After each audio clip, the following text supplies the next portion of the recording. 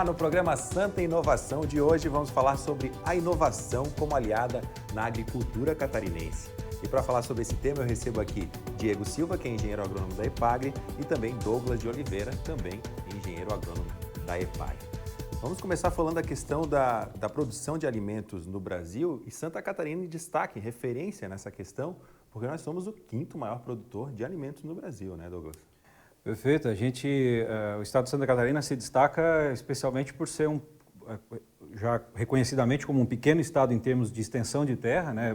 É 1,2% da área do país e ainda assim consegue ser o quinto maior produtor de alimento. Então isso se dá através, primeiro, pelo empreendedorismo do povo catarinense, né? Que tem essa questão de estar sempre na vanguarda, de se desenvolvendo.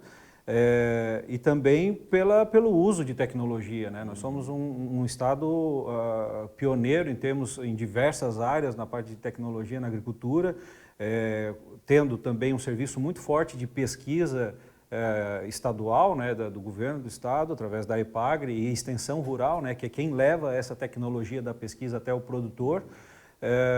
E então isso tudo contribui para que o Estado hoje tenha realmente um destaque muito grande na área da produção de alimentos no país. Diego, 1%, 1,2%, muito pouco dentro de um território nacional tão grande assim, né? E ser essa referência é muito importante, né? É bastante, é uma grande responsabilidade, né? E eu gostaria de pontuar, né, o que o colega Douglas falou, que além da responsabilidade assim, né, econômica que a gente tem que ter tecnologias, inovações tecnológicas, não só na parte econômica, mas também na parte ambiental e que vão ao encontro também do social, né? A gente é o maior produtor de maçã, o segundo maior de arroz no Brasil, mas o aspecto econômico, claro, ele é muito importante, mas aspectos ambientais e sociais, eles vão entrar aí nas conversas, né? O mundo clama por isso, né? É um ambiente mais favorável para que a gente viva de forma mais justa com o ambiente. Legal. A gente está num momento aí que voltou a se discutir a questão do mapa da fome, né, e tudo mais. E conversando aqui antes com vocês me comentaram a respeito da questão de até 2050 a população chegar a 9 bilhões e que já tem essa preocupação com o alimento da população e tudo mais. E a gente fala Santa Catarina como referência aqui no Brasil, mas a gente pode também estender para o mundo nessa questão de auxiliar, né? 2050 está ali, né? A gente pensa 2050 está longe, mas já está batendo 2020, daqui a 30 anos já está aí, né?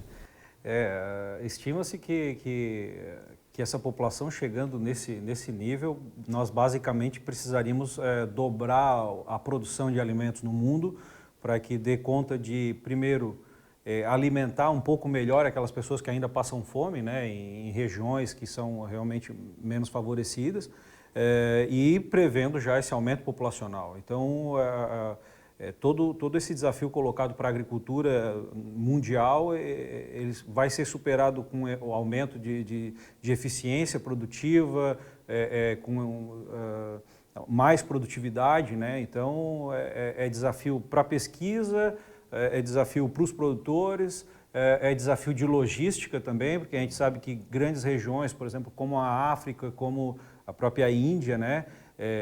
A África em específico, mas lá é muito difícil produzir alimento, então esse alimento vai ter que ser produzido em outros lugares. A gente pega a Europa, que é um local onde tem uma densidade populacional muito grande, e a área que eles têm disponível para ser ocupada já foi ocupada.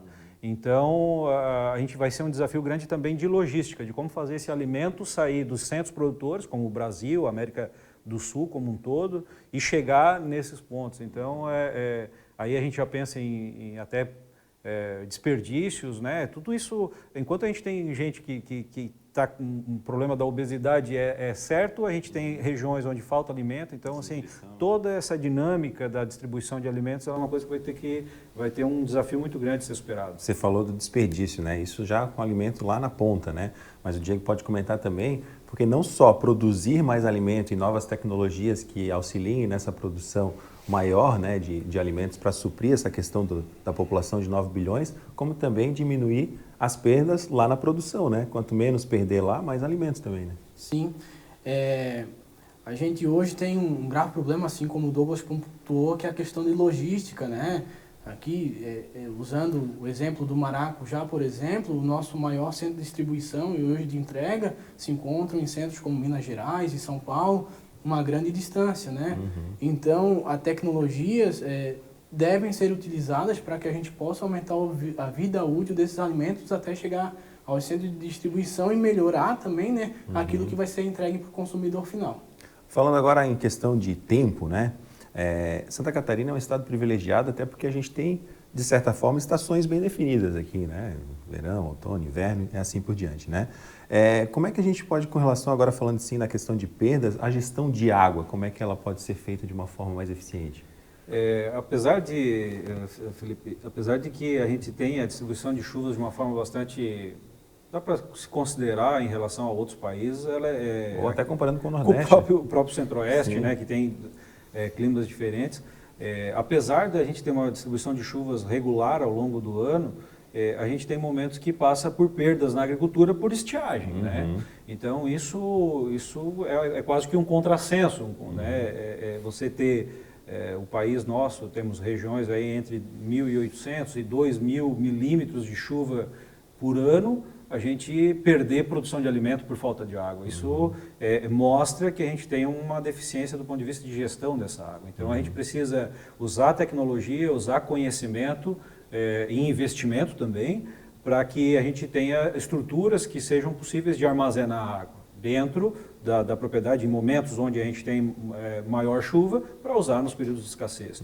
E isso vai garantir que a gente tenha, então, uma produção de alimento, uma segurança de produzir alimento ao longo do ano todo, né? O caso do arroz é bastante específico nesse ponto, porque é sabido que é uma cultura que ela demanda muita quantidade de água. São aqueles banhados que a gente passa na estrada, acaba vendo aqueles banhados. A gente trabalha quase que o ciclo todo com uma lâmina de 5 centímetros de água, é praticamente uma piscina da água, então demanda bastante volume de água.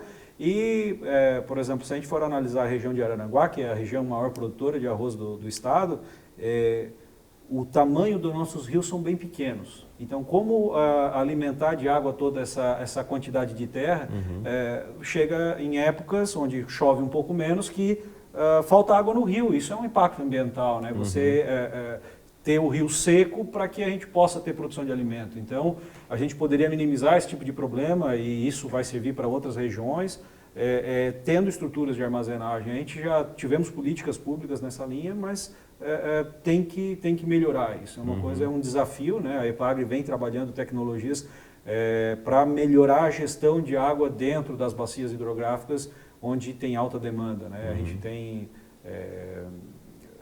armazenamento, manejos diferentes da água dentro da lavoura, e isso deve ser ampliado para as outras culturas também que usam a água, né? A irrigação é um o que está dando certo não pode ser utilizado. E a gente fica no paradigma, né, de ter que usar água. Hoje a água é essencial para a produção no sistema que ele é cultivado hoje, que é o sistema pré-germinado, né? Mas também é a cidade dizendo que não quer que a água do rio fique suja, que a água que eu vou tomar não tenha nenhum tipo de contaminação. Que acaba voltando, não tem como, né? Alguma coisa a gente já tem estudo, né, até dentro da própria EPAGRE, que alguns princípios ativos de alguns insumos que o agricultor usa na agricultura, infelizmente, vão para os corpos de água. Né? Voltando na questão do arroz, que o Douglas levantou aqui, a nossa repórter Leneza Krais esteve lá na cidade de São João do Sul, né? São João do Sul, e acompanhou técnicas inovadoras no plantio do arroz. E a gente acompanha a matéria agora. A cultura do arroz, que foi introduzida na região sul de Santa Catarina com a chegada dos imigrantes italianos no fim do século XIX, representa hoje a segunda atividade agrícola com maior movimentação financeira na região, com mais de 211 milhões de reais, sem contar a riqueza gerada pelas indústrias de beneficiamento. A atividade ocupa no extremo sul aproximadamente 52 mil hectares, o que representa mais de 34% da área plantada em Santa Catarina. Contudo, o impacto ambiental, aliado a uma demanda crescente por alimentos mais saudáveis e livres de agrotóxicos, vem justificando cada vez mais a pesquisa e o desenvolvimento da produção orgânica de arroz irrigado. Santa Catarina possui cerca de 20 produtores de arroz orgânico certificados, sendo que a maior parte deles está no extremo sul, com uma área cultivada de cerca de 200 hectares. O engenheiro agrônomo da Ipagre e coordenador do projeto Grãos no sul do estado fala das tecnologias apresentadas aos produtores para a produção orgânica do arroz. Basicamente, nós utilizamos o sistema de plantio em pré-germinado, que a gente usa sementes que são germinadas antes de plantar. Então a gente germina ela dentro do tanque e depois leva para a lavoura a semente já germinada. Então isso permite a gente fazer um controle efetivo das plantas daninhas, né? Permite também que o próprio solo libere mais nutriente em função da água e a planta de arroz consiga se desenvolver dessa forma. Então é um sistema de plantio, ele não é uma tecnologia, uma única tecnologia, ele é um conjunto de práticas, de boas práticas agrícolas que permite a gente preparar a lavoura, e isso a gente tem que pensar na lavoura sempre antes de começar o plantio. Eu tenho que ir preparando essa lavoura para que eu consiga ter a produção sem ter os insumos químicos, né? José Osmar é o maior produtor de arroz orgânico do estado. Ele dedica 60 hectares de sua propriedade em São João do Sul para a cultura, sendo a maior parte da produção de arroz orgânico branco e o restante para o cultivo de variedades especiais, como o cateto, o ônix e o rubi. A gente optou por essa lavoura, que a gente já plantou convencional também tempos atrás, né? E a gente via que fazia uma lavoura, investia e não sobrava muito, né? Para a propriedade, para a família. Daí a gente começou a plantar, tem uma área de enchente, né? Então começou a plantar na linha orgânica, né? E a gente viu que produzia um pouco menos, mas tinha menos gasto, né? E começou a sobrar mais para a gente. E o segundo ponto principal também é a saúde também, né? Qualidade de saúde. A gente vive num ambiente mais saudável e no meio da natureza, sem usar esses agrotóxicos, né? Em todo o processo produtivo, não são utilizadas substâncias que possam colocar em risco a saúde de produtores e consumidores, como fertilizantes e agrotóxicos. A empresa de pesquisa agropecuária e extensão rural tem sido promotora das novas tecnologias e alternativas à produção orgânica. Nós da Ipagre, além de levar assistência técnica aos produtores, também levamos tecnologias, como é o caso do orgânico, que está sendo bem difundido aqui na região por ser um nicho de mercado onde que agrega mais valor aos produtos. O produtor acaba sendo remunerado melhor por o produto e também a qualidade de vida que ele consegue levar com essa atividade, por não estar se expondo a produtos químicos. Então é onde que está sendo mais procurado pelos produtores essa atividade, né, que é a produção orgânica. Um dos principais benefícios obtidos com a inovação é a possibilidade de tornar a produção viável e capaz de trazer retorno econômico, proporcionando aumento da renda e melhor bem-estar ao agricultor familiar. Enquanto o arroz branco convencional é comercializado a R$ 42,00 a saca, o preço de mercado do arroz orgânico é de R$ 51,00. Bacana. E, inclusive, recentemente, o Ministério Público fez uma análise aí da água aqui em Santa Catarina e constatou uma certa contaminação ali também. Então, por isso que é importante, né, técnicas eficientes no plantio. Né? A produção orgânica, de uma forma geral, e aqui, como a gente pode ver na reportagem, a de arroz, até porque o arroz está dentro da água, então qualquer produto que você vai aplicar, ele vai estar dentro de um corpo d'água que em algum momento essa água vai retornar para o rio e para o manancial, né? Então, essa tecnologia de produção de arroz orgânico, ela permite, né, a forma mais, digamos assim, mais sensata de evitar que tenha agrotóxico no ambiente é não usar agrotóxico, né? Então, essa é uma tecnologia que ela permite isso. Como você produzir um alimento sem usar os agrotóxicos? Então, o mínimo possível. Ou o mínimo possível, né? É uma das grandes premissas das tecnologias geradas pela Ipagre, ele vem nesse sentido de uma agricultura limpa. Não é não usar, ou que tudo tenha que ser orgânico. Não, é que a gente, quando faça o uso da forma correta e sempre agregando mecanismos na lavoura ou na produção de uma forma geral que te permitam reduzir, né? Assim, não tirar, mas reduzir. Tirar então, não tem como, porque senão o produtor também acaba tendo tem perdas perdas, muito grandes. né? Então você conseguir racionalizar o uso, né?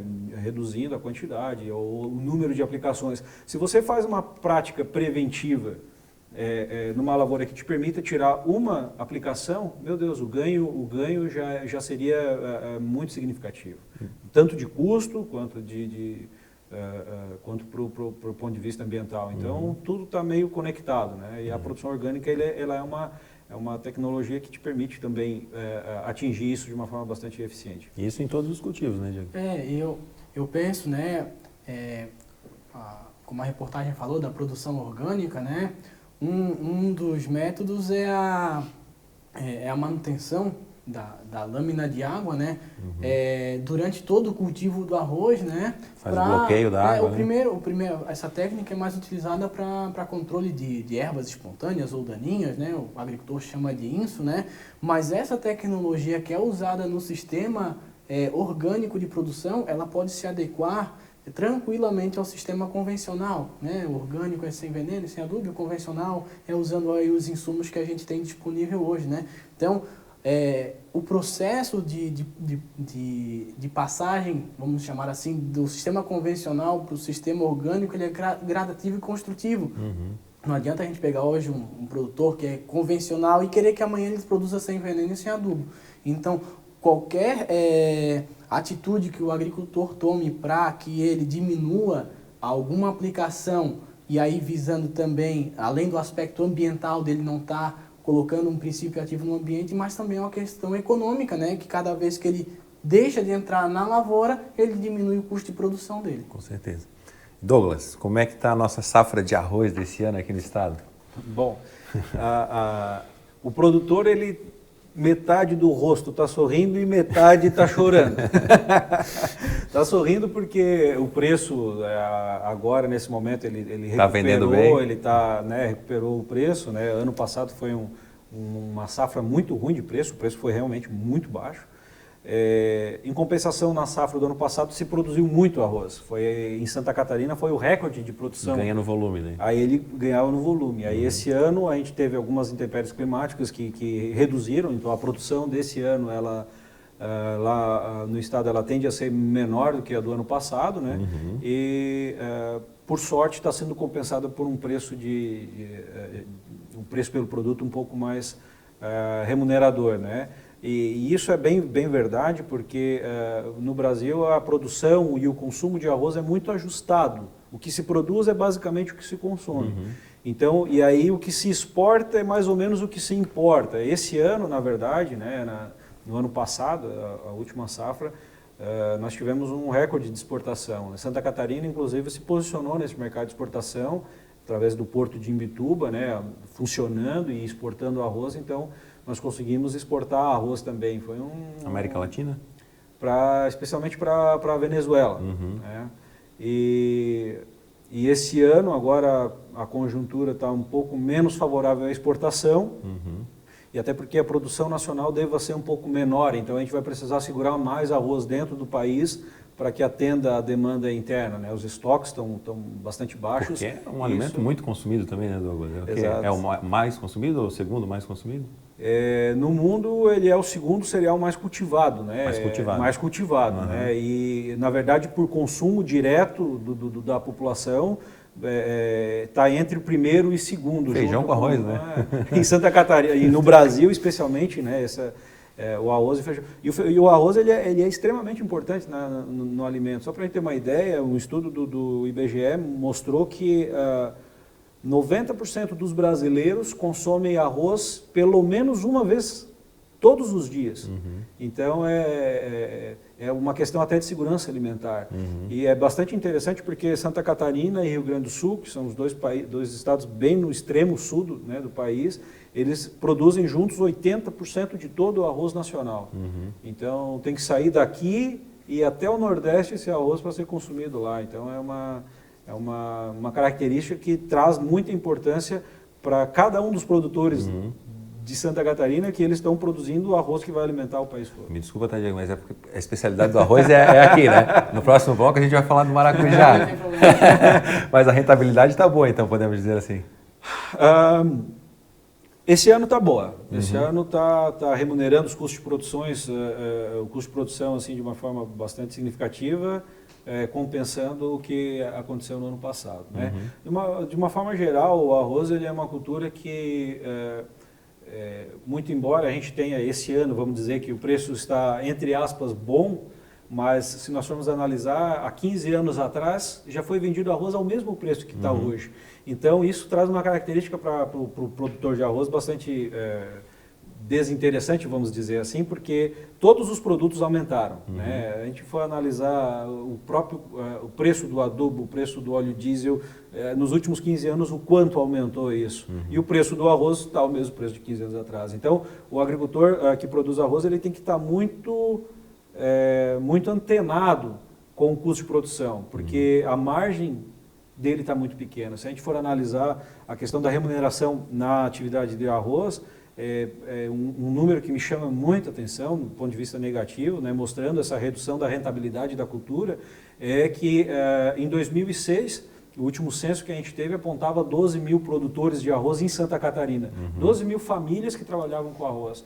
No último censo agropecuário que foi feito, são menos de 6 mil, em torno de 5.900 famílias trabalhando com arroz. Quer dizer que 6 mil famílias de produtores de arroz deixaram da atividade para procurar outra atividade mais remuneradora, enfim.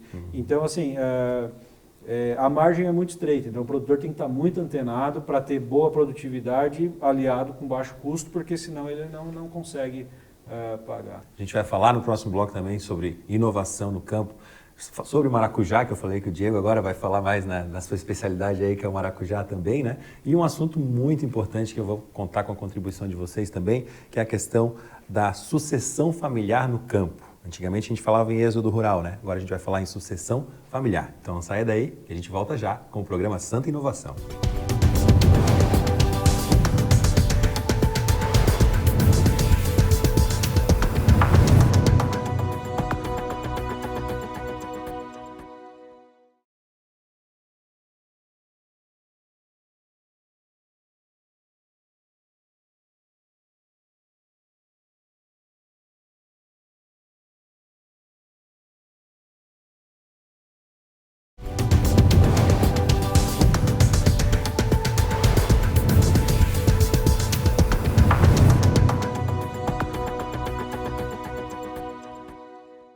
Voltamos com o programa Santa Inovação aqui na TV da Assembleia Legislativa. Lembrando que hoje estamos recebendo aqui o engenheiro agrônomo da Ipagre, Diego Silva, e também o colega dele, engenheiro agrônomo Douglas de Oliveira. O tema de hoje é a inovação como aliada na agricultura catarinense. Como chamamos no bloco anterior, falar sobre a sucessão familiar, que nada mais é que o jovem assumindo o papel de relevância ali, quando a família, os pais deixam de trabalhar, não deixam de trabalhar porque na cultura da agricultura sempre está lá dando uma orientação, mas o jovem assume esse papel de protagonismo, né? Como é que funciona essa questão lá no sul do estado e em Santa Catarina como um todo? Eu penso que existe um êxodo rural, isso é fato, né? A gente não pode tapar o sol com a peneira, mas pontos positivos que vêm ao encontro para tentar minimizar isso são as inovações tecnológicas que estão aí, né? A internet, a questão dos smartphones, o acesso do jovem à tecnologia. Então, esses processos a gente tem tentado aí, até como empresa, né? E a gente tem o jovem como um público específico, né, prioritário. É o foco atual, né? É um dos nossos públicos prioritários, né, que é o agricultor familiar, e dentro desses agricultores familiares, o jovem rural, né? Então, existe mesmo, né, o Douglas falou, né, que tínhamos 12 mil famílias trabalhando com arroz, hoje a gente tem 6, a gente precisa ter um olhar muito cuidadoso com isso, um olhar muito crítico e saber em como que a gente pode intervir mais. Temos aí a tecnologia, que eu penso que é uma ferramenta tecnológica que pode ajudar a gente nesse processo de frear e aumentar aí os casos de sucesso na sucessão familiar. E, como eu falei antes, a gente vem atuando muito forte como empresa, né, no desenvolvimento aí de cursos específicos para o jovem rural. Mas antes de entrar nessa questão do curso, né, Douglas até pode falar, você começou a pincelar ali a questão da internet, né? Hoje a internet, ela é vamos dizer assim, um link do jovem do campo com o mundo exterior, né? Que antigamente não tinha e ficava aquela curiosidade, né? Eu vou para estudar, eu vou para conseguir um emprego, né? Aquela vontade mesmo de conhecer o desconhecido. Hoje já não é tão desconhecido porque ele tem na palma da mão dele ali. Isso ajuda também, né? Isso certamente ajuda, Felipe. Inclusive, facilita o acesso à informação técnica também, né? Cria um canal de comunicação muito rápida. Diversas vezes a gente recebe, às vezes está no escritório trabalhando, recebe um chamado de um agricultor que tirou uma foto de uma situação dele na lavoura. E surgiu uma dúvida. E aí ele surgiu a dúvida, Douglas, isso aqui, o que eu posso fazer com isso daqui? Então, é uma resposta que é praticamente instantânea. Então, além de motivar ele a continuar, né, de ser um motivador para ele continuar na agricultura, também é um importante canal de acesso à informação. Então, e a gente, existe um pesquisador que ele comentava o seguinte, que a gente está chegando no momento agora que os agricultores que vão continuar na agricultura, no Brasil como um todo, em Santa Catarina não é diferente, eles vão ficar porque eles optaram em ficar. Porque Santa Catarina, ela tem, em função de ser um estado bastante desenvolvido, ela tem muita oportunidade de emprego, né? Tem bastante empreendimentos, indústrias, enfim. E esse cara, ele tem muita opção de trabalhar fora da agricultura. Então, quem vai ficar na agricultura daqui para frente não vai ser um cara que ficou ali porque não teve estudo, porque precisava ficar. Ele vai ficar porque ele vê naquilo ali um modo de vida, uma forma de sustentar a família e ficar por ali. Então, essa pessoa, ela certamente ela vai estar muito mais capacitada, muito mais informação e a gente acredita numa mudança na eficiência da administração e da atividade agrícola como um todo. Então, esse produtor ele vai estar muito mais profissionalizado. Cabeça mais aberta. Mais aberta, mais ávido por tecnologia. Então, ele vai mudar a dinâmica e a cara dessa agricultura. Não vou fazer assim porque o meu pai fazia assim. Eu quero fazer melhor. Exatamente, né? Exatamente. Melhores resultados. Algumas tradições na agricultura, elas atrasam, às vezes, alguns processos de evolução tecnológica. Né? E esse produtor, claro, sempre com os pés no chão, porque hoje temos todo tipo de tecnologia. Tem aquelas que, e provavelmente todas são boas, mas tem algumas que são adaptadas àquela situação dele e outras não. Então, ele tem que estar muito bem capacitado, né, para que ele possa filtrar o que serve para mim e o que não serve. Né? Às vezes é o medo do desconhecido também, exatamente. né? A gente pode até fazer uma analogia com o mercado financeiro, né, Diego? Tem formas de investimento, a poupança, dá rendimento? Dá rendimento. O cara está fazendo lá certo na agricultura e está dando um certo rendimento, mas não é o rendimento esperado. Né? E o Douglas tocou num ponto muito importante, né, que é a questão do gerenciamento da propriedade rural, né? E acompanhar de fato as contas da propriedade, quanto que eu estou gastando para produzir 1 quilo de arroz, 1 quilo de maracujá, 1 litro de leite, né? Não sair fazendo. E não sair fazendo e chegar no final e não saber quanto que aquilo custou para fazer. Por que eu perdi? Não sabe, né? Porque é que nem tu falou do mercado, é onde eu investi, né? E o risco que se corre. Mas a gente consegue diminuir alguns riscos quando a gente faz um acompanhamento gerencial da propriedade, seja do ponto de vista administrativo, que é a questão econômica, seja aí daí puxando para a questão da produção animal, de índices zootécnicos, como quantos litros de leite aquela vaca produziu no período de lactação dela, na casa do gado de corte, quantos quilos de carne eu consegui produzir por dia, quais as tecnologias que eu tive que empregar ali para gerar aquele litro de leite ou produzir aquele quilo de carne. Falando em tecnologia, agora sim, aquela bola que você levantou no início do bloco, falando dos cursos que a Ipagre oferece, né? Aí a gente não fala só do jovem, né? A gente fala, né, principalmente o jovem, que é quem vocês desejam atrair para esses cursos, mas hoje existe um curso técnico na Ipagre, né? Não só na Ipagre lá do sul do estado, como a Ipagre como um todo, né? que não só questões de plantio, né? Tem tudo ali, né? Parte financeira e tudo, né? O nosso curso é chamado de curso Liderança, Gestão e Empreendedorismo, né? E dentro desse grande leque, a gente, além da questão técnica, que é muito importante hoje, o jovem está muito ligado a questões técnicas, mas também a gente tem todo um trabalho social e do cuidado com o ambiente. Então, a gente tem vários módulos durante o ano, a gente chama isso de um curso de alternância, né?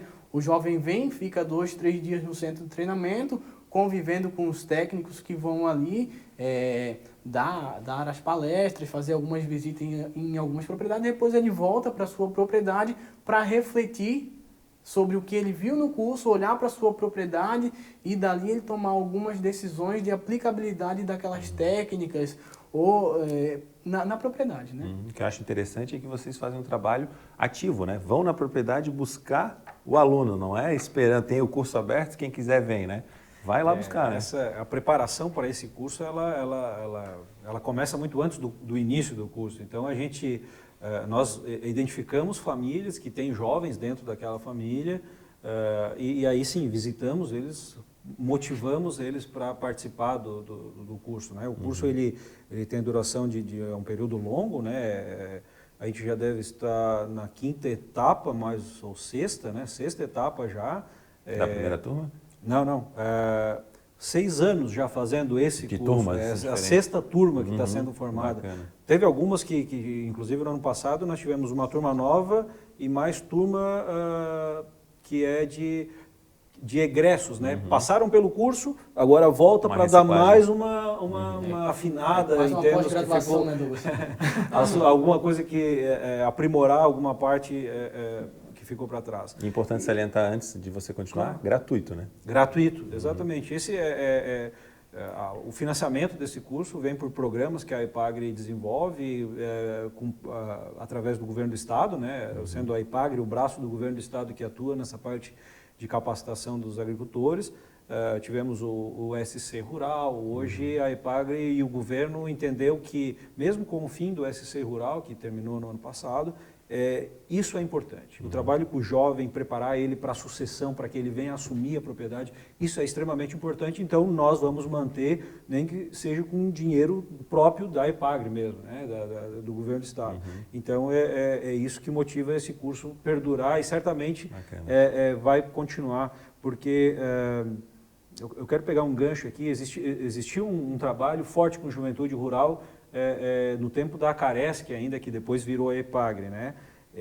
Que chamava 4S. Então, hoje, nós temos muito reflexo desse trabalho com muita gente que é prefeito, que participou, porque o curso ele não trabalha, como o Diego falou, só a parte técnica, ele trabalha a formação do indivíduo como uma liderança rural, Exato. Como um cidadão. Como ele vai usar isso?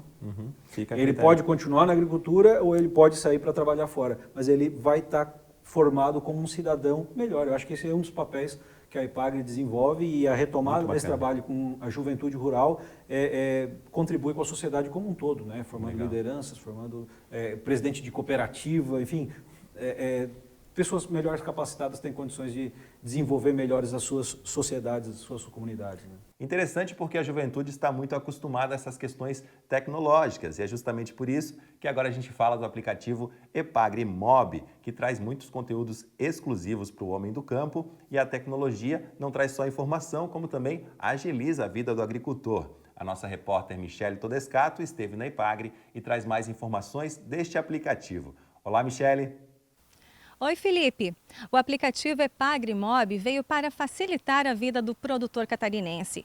Agora, com o celular em mãos, ele consegue resolver muitas coisas que antes era possível só com o técnico lá no escritório. Comigo está a Nilce Miranda, que foi quem idealizou esse projeto, esse aplicativo que trouxe essa tecnologia, né, Nilce, para os agricultores. Conta um pouquinho para a gente de onde que surgiu essa ideia aí para levar também essa tecnologia ao campo. Bom, a gente tem hoje todas as tecnologias, smartphones, tablets, celulares, né, na mão de quase todo mundo. Então, a proposta era poder usar essas tecnologias e trazer a EPAGRE para mais perto do produtor, direto no campo. Então, a gente vai agora ver aqui no celular da Nilce como é fácil, como hoje o produtor tem essa facilidade então. Baixou o aplicativo, né, Nilce? Assim que ele tiver instalado, já vai abrir a primeira tela para você e o menu com as opções. Então aqui a gente pode ter acesso a uma diversidade de informações. Então a gente tem o calendário de eventos, então você pode saber quais são os eventos que vão estar sendo promovidos pela EPAGRE. Você tem acesso à previsão do tempo também.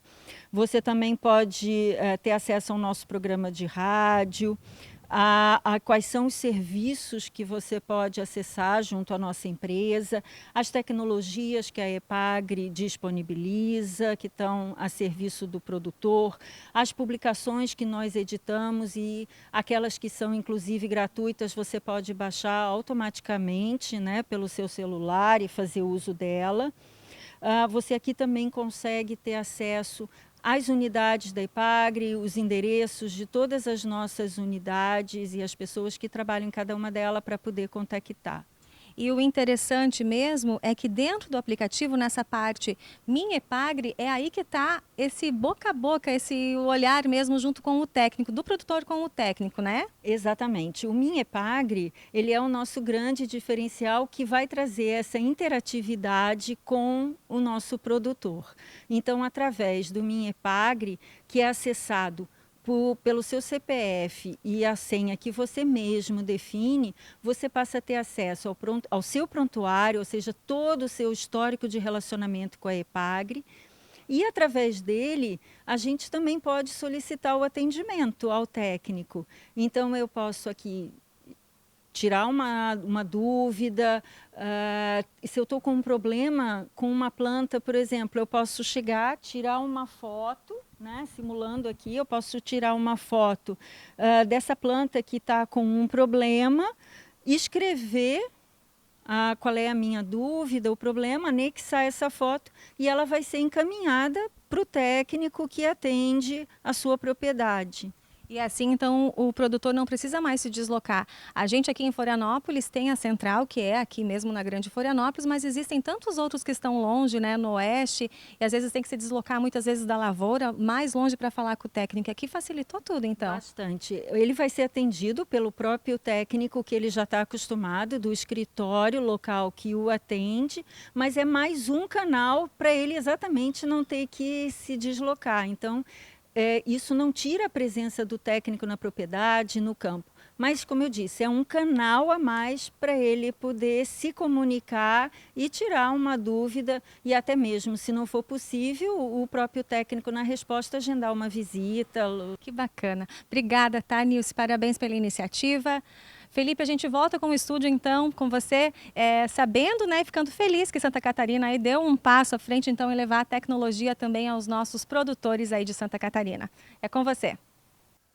Obrigado, Michele, pelas informações e achei bem interessante esse aplicativo porque ele aproxima muito, né, o agricultor, a pessoa do campo, dos técnicos da EPAGRE. Agora vamos falar de um assunto que você gosta muito, Diego, o maracujá. Para ficar calminho. Para ficar calminho.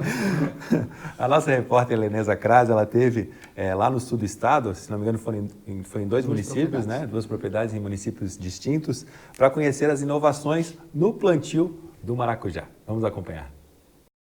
O cultivo catarinense de maracujazeiro conta com quase 1.000 propriedades de médio porte, consolidando o estado como o terceiro maior produtor do país. O maracujá de Santa Catarina é reconhecido em todo o Brasil por sua qualidade, representada pelo tamanho da fruta, além da cor e volume da polpa. No sul de Santa Catarina, são pelo menos 700 famílias que têm como fonte de renda prioritária o maracujá. A expectativa é de que até o final da colheita, em junho, sejam produzidas somente na região cerca de 37.000 toneladas da fruta. Os bons números só são possíveis graças à inovação nas práticas de cultivo, conseguindo frear as perdas causadas pelo vírus do endurecimento dos frutos, que nos últimos anos ocasionou prejuízos milionários em diversas regiões do país. Entre as práticas recomendadas está a produção de mudas em ambientes altamente protegidos em abrigos de cultivo. Antigamente o pessoal plantava muda em saquinho pequeno, levava uma muda para o campo com 30, 40 centímetros. Uma muda produzida agora em abril, o pessoal começava a semear a muda, né? Levava uma muda jovem para o campo. Agora a gente pode ver aqui no Moisés, é uma muda produzida em viveiro telado, com a tela anti-afídio para não ter contaminação de insetos, principalmente o pulgão, que é o vetor da virose, né? Que ele está aí na natureza, está aí no pomar. Então, uma estufa produzida com uma tela anti-afídio. Uma embalagem muito maior. Aqui a gente tem embalagem de 3 litros 800, para te conseguir esticar o tempo de produção de muda. Aqui nesta propriedade do produtor e atacadista Moisés, em Balneário Gaivota, são 6 hectares de área cultivada de maracujazeiro. Por meio do novo sistema, ele produz cerca de 10.000 mudas. Com a entrada da virose, ela atrapalhou bastante a nossa produção, caiu uma quantidade significativa. Aí depois a gente veio com as mudas grandes. Depois que a gente começou a plantar essas mudas grandes, o primeiro ano estabilizou e já o segundo ano já está sendo melhor que antes da virose. Sombrio, no extremo sul, é o maior produtor da fruta e onde a família do produtor Reginaldo de Freitas iniciou o cultivo há pelo menos 14 anos, como uma alternativa ao fumo. Com 2,5 hectares plantados, a expectativa é encerrar a nova safra com 78.000 quilos colhidos. Aqui, a inovação ficou por conta da utilização do sistema de plantio direto de hortaliças. Nesse sistema de SPDH, em 5 anos que a gente implantou aqui, já se tem um resultado bem grande. Antes a produção vinha caindo, todo ano vinha caindo. E agora ela se estabilizou-se. Nós temos assim, uma produção praticamente se mantém todo ano igual. Então, e a vantagem também é que ela continua crescendo, né? Por causa que, como a gente reduz o herbicida, a terra vai criando mais vida, vai criando mais força, aí a gente vai vendo o resultado ano a ano. A adoção do sistema de plantio direto é orientada pela EPAGRE. O extensionista explica que são inúmeros os benefícios da prática, entre eles o aumento da resiliência da planta a fenômenos extremos. O sistema de SPDH ele visa reduzir o revolvimento do solo para manter a qualidade do solo, melhorar a qualidade do solo. Ele tira, a consequência disso, a gente consegue fazer com que a planta consiga se defender usando menos agroquímico, dependa menos do agroquímico. Então começa a pensar o sistema como um todo, não só na planta produtiva em si, mas em todo o ambiente que envolve esse sistema de produção.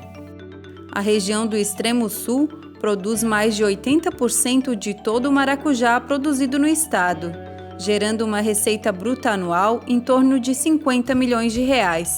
A comercialização é feita principalmente para São Paulo, Belo Horizonte e Rio de Janeiro. Diego, maracujá aí então tem várias formas, né, de melhorar esse plantio e tem uma sigla aí que eu gostaria que você explicasse para a gente, uma técnica que é chamada SPDH. O que é isso, Diego? Exatamente. SPDH é Sistema de Plantio Direto de Hortaliças, né? Então é para plantar hortaliça. Num primeiro momento foi, né? Mas a gente viu que essa técnica aplicada àquelas espécies, ela aumentava a produtividade.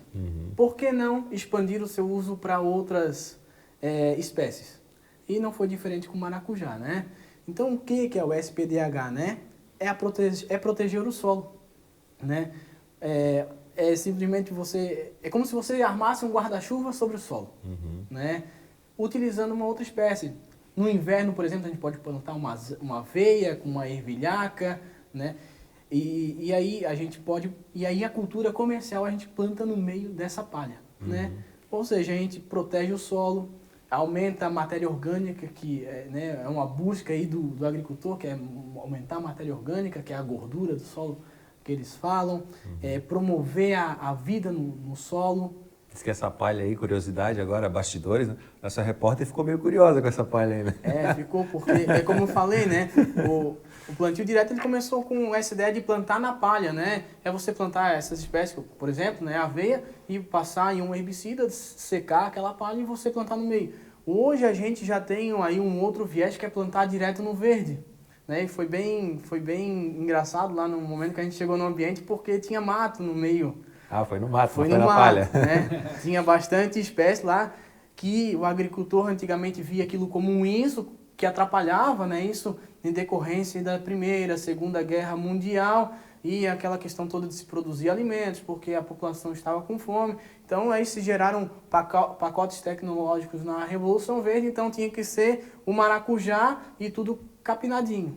E hoje não, né? Hoje a gente vê que aquela planta ela não se torna um inso, ela se torna uma planta companheira para que o cultivo tenha sucesso. Delanesa, queria que vocês capinassem.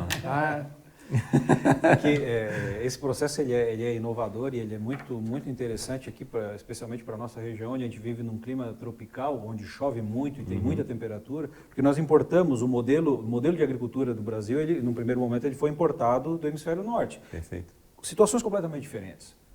Neve 6 meses por ano, a própria neve era uma proteção do solo. Aqui nós adotamos a mesma tecnologia e a gente viu que a gente detonou nossos solos, a gente destruiu os solos.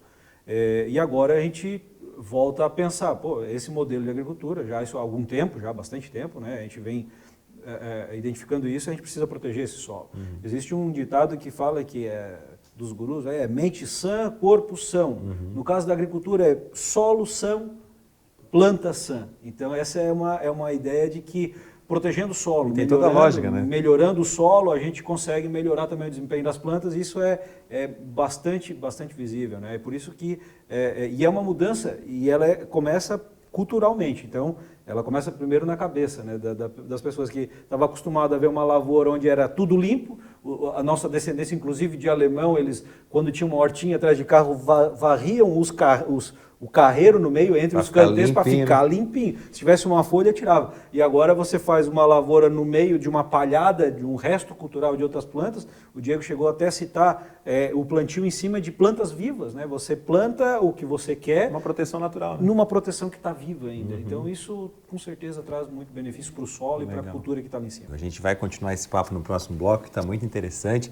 Você pensa em agricultura, às vezes não pensa, né, em inovação, tecnologia, e tem tudo a ver, está tudo ligado. E, inclusive, no próximo bloco a gente vai falar sobre a utilização de drones. Isso mesmo, utilização de drones na agricultura aqui de Santa Catarina, Brasil e até mundial, né, como uma forma de auxílio, né, na produção. Voltamos já com o programa Santa Inovação.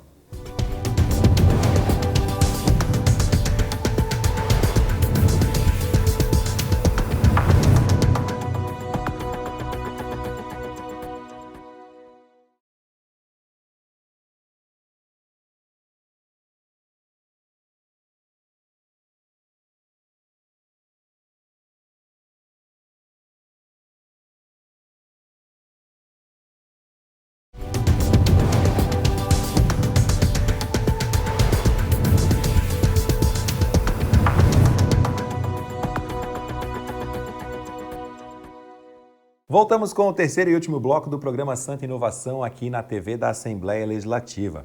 Para a gente continuar esse nosso assunto aqui da questão da tecnologia como auxílio na produção agrícola, a gente vai falar da tecnologia que auxilia nessa produção, e uma curiosidade que a gente levantou no bloco anterior, Douglas, a questão da utilização dos drones. Inclusive tem uma empresa catarinense de tecnologia que criou um drone específico para a produção agrícola também, né? Como que está engatinhando ainda, até porque 90% aqui da produção é familiar, né, aqui em Santa Catarina, mas já é um importante aliado, né? Sim.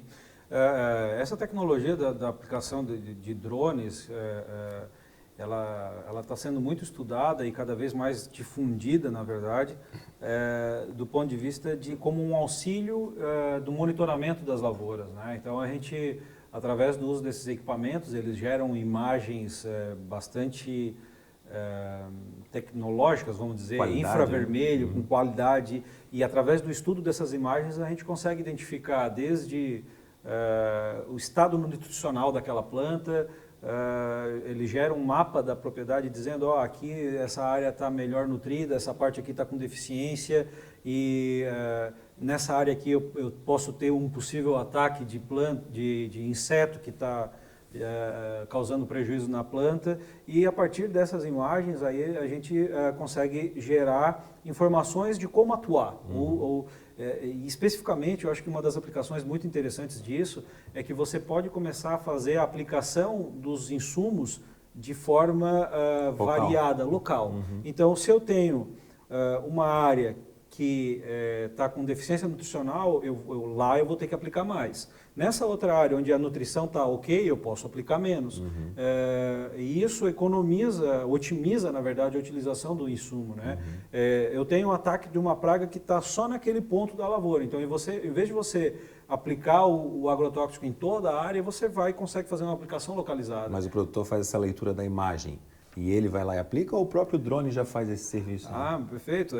Tu pode ter os dois sistemas, né? Tu pode ter um sistema onde o drone só faz um mapeamento da tua área e você vai lá e atua localmente, ou até mesmo o drone através de um aparelho de GPS, né? Com informações de GPS, você programa isso no mapa e diz para o drone, ele levanta voo e vai lá no local, nem precisa nem você estar controlando ele remotamente, ele vai sozinho lá, faz a aplicação aonde tem que ser, retorna para a base. A programação de decolagem e pouso ele faz sozinho? Ele faz sozinho, você consegue indicar para ele aonde agir, né? Claro, essa é uma tecnologia que não vai ser pelo menos no curto prazo, para o pequeno produtor, né? Ela não vai ser uma coisa onde o produtor vai adquirir um drone e ele vai... Normalmente, onde o agricultor pensar que ele pode fazer uso dessa tecnologia, ele vai contratar uma empresa que presta esse tipo de serviço para ele. E agora, por exemplo, na cultura do arroz e na banana também, nós já estamos auxiliando empresas que têm o serviço de drone, de que forma que a entender melhor o que está sendo lido na imagem, né? Então, assim, gerou essa imagem, o que ela está me dizendo? Então, toda a informação não está pronta para todas as culturas, né? Então, nesse momento, a gente está fazendo estudos, através dos nossos pesquisadores, de como que aquela informação lida pelo drone pode ser traduzida numa prática que precisa ser aplicada, né? Então, é importante o trabalho de pesquisa, né, nas culturas que a gente tem aqui no estado, ainda de desenvolver de que forma que seria a aplicabilidade dessas tecnologias geradas pelo drone. Mas isso em muitas culturas já é uma realidade. Eu já vi imagens de drones de lavouras no Rio Grande do Sul também, lavouras maiores. Enfim. Bacana. E ela vem ao encontro, na verdade, né, do que a gente precisa hoje, de apelos da sociedade, né, e de apelos do produtor para diminuição do custo de produção, como o Douglas falou, né, áreas que tem uma condição de solo mais fértil, vai ser lançado menos adubo e você pode investir aquele adubo economizado naquela área para começar a fertilizar uma área que é menos fértil. E aí do ponto de vista também ambiental, né? Se eu tenho uma lavoura que tem um ponto que ela está sadia, para que eu vou aplicar aquele insumo ali, né? Então, vou começar a racionalizar o uso do meu insumo, diminuindo impactos ambientais e de lambuja ainda vou começar a gastar menos e diminuindo o custo de produção, que hoje é um dos grandes vilões do produtor, né? Melhora a saúde e ainda tem economia para o produtor, né? Falando em produtor e inovação, a gente pensa, né, inovação, já pensa logo em tecnologia e computador e tal, mas o produtor é muito criativo também, né, Diego? Você estava comentando comigo aqui uma curiosidade, que tem muita gente lá no sul do estado criando aí as suas próprias máquinas, inovações para melhorar o plantio. Tem até feiras aí que enaltecem isso, né? No ano retrasado, a gente, lá no sul, em Araranguá, a gente fez o primeiro encontro de agricultores e inventores, né? Justamente para valorizar essa criatividade dele, né? Lá no íntimo da propriedade dele, essas tecnologias que eles criam para melhorar e também tornar a mão de obra dele mais eficiente, né? A gente, por exemplo, tinha triciclos que eles fizeram com essas motos utilizadas comumente para fazer entregas de alimentos. Ele transformou num triciclo, e esse triciclo ele fez uma adubadora e ele saía adubando o pasto dele para as vacas com esse implemento, e ainda de lambuja ele fazia no inverno, agora que a gente tem a implantação de pastagem de inverno, de de aveia azevém, né?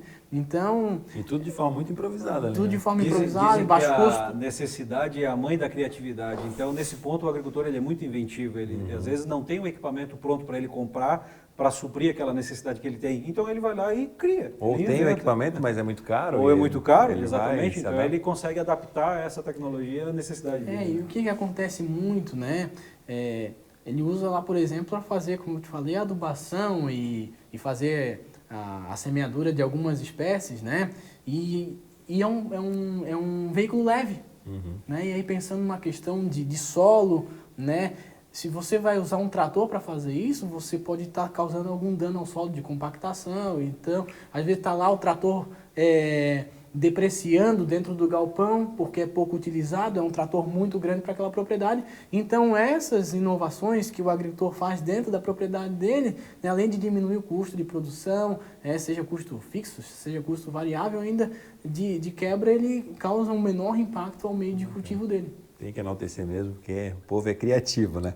Agora a gente vai entrar num assunto um pouco polêmico, assim, que é a questão da edição genética de organismos na agricultura. Aí a gente fala tanto, né, do campo, né, quanto até na questão da pecuária e tudo mais. E eu gostaria de ouvir um pouquinho mais se essa discussão vai longe ainda. Essa polêmica ela começa com os transgênicos, né, que é uma primeira forma de organismo geneticamente modificado. Isso sempre foi muito controverso, né, no meio acadêmico, no meio, na própria sociedade, né, ainda não se tem muita certeza sobre o bem ou o mal que esses organismos podem fazer desde o consumo para o humano que está consumindo, quanto para o ambiente onde é que está inserido isso daí. E essas tecnologias de edição do genoma dos organismos, seja plantas, seja animais, ele está evoluindo, continua. Então, a polêmica vai continuar, né? O que a gente tem observado é que algumas dessas tecnologias que foram criadas, elas, num primeiro momento, elas causam um impacto positivo, né, de redução, até em alguns casos de redução de aplicação de agrotóxico, como o milho transgênico, que controla a lagarta, e a lagarta, quando come ele, ela acaba morrendo. Mas também, depois de um certo tempo, o próprio organismo que estava sendo controlado pelaquela tecnologia, ele vira resistente, ele consegue selecionar a população resistente. Então, ela é benéfica até um certo ponto. Depois, ela perde a eficiência. Então, o próprio benefício para a agricultura do transgênico, por exemplo, ainda é questionável. Agora, novas tecnologias de edição gênica estão vindo, e com certeza vai continuar revolucionando algumas coisas na agricultura, e a gente tem assunto com certeza para polêmica para muito tempo. De forma objetiva, então, Diego, sua opinião a respeito disso? Hein? Só para complementar, então, essa tecnologia ela exige aí que o agricultor tome algumas providências para que essa perda de resistência leve mais tempo, né? Então, o agricultor precisa se informar e, de fato, aplicar a tecnologia no seu todo. Né? Não adianta ele plantar. Né? Ou, por exemplo, hoje o milho, você planta o milho transgênico, mas você precisa plantar um refúgio. Né? E isso não acontece hoje de forma integral. Então, é uma tecnologia e tal, está aí, está para ser usada, mas o agricultor ele precisa ter noção, quando ele passa a usar essa tecnologia, ele é responsável por adotar todas as técnicas que vão garantir a sua eficiência. Tá ok, bacana. Eu gostaria de agradecer muito a presença aqui do Diego Silva, engenheiro agrônomo da Ipagre, e também do seu colega Douglas de Oliveira, engenheiro agrônomo da Ipagre. Tinha muito mais para falar aqui ainda, tem alguns assuntos que a gente deixou para trás, mas não tem problema, fica um convite para uma próxima oportunidade. Agradecendo a presença de vocês, considerações finais rapidinho. Agradecer a oportunidade de estar vindo aqui mostrar o trabalho e trazer para o assunto da sociedade a agricultura, que às vezes ela passa à margem, né? Às vezes alguma coisa tecnológica de um aparelho, alguma coisa às vezes chama mais atenção, mas é importante, né, que a população, de uma forma geral, ela tenha a oportunidade de ver o quão complexo é a atividade rural e que a gente deve valorizar cada vez mais os agricultores e os alimentos que a gente está consumindo. Ok, Douglas, obrigado.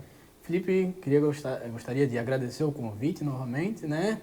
E de fato, né, estamos aí à disposição da sociedade, né? Estamos gerando tecnologias, estamos indo a campo para mostrar que essa tecnologia existe e que o agricultor veja sempre a Ipagre como a sua parceira, né?